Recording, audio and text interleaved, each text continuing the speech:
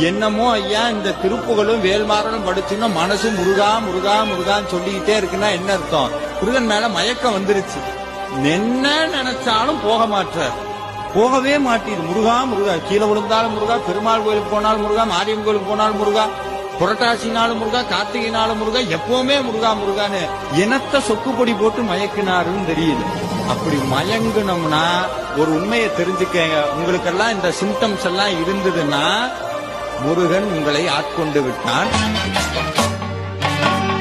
நேற்றைய வாழ்வு அலங்கோலம் அருள் நெஞ்சில் கொடுத்தது நிகழ்காலம். நேற்றைய வாழ்வு அலங்கோலம் அருள் நெஞ்சில் கொடுத்தது நிகழ்காலம். வரும் ஆற்றில் அணையா சுடர் போலும் இனி கந்தன் தருவான் எதிர்காலம். கந்தன் தருவான் எதிர்காலம்.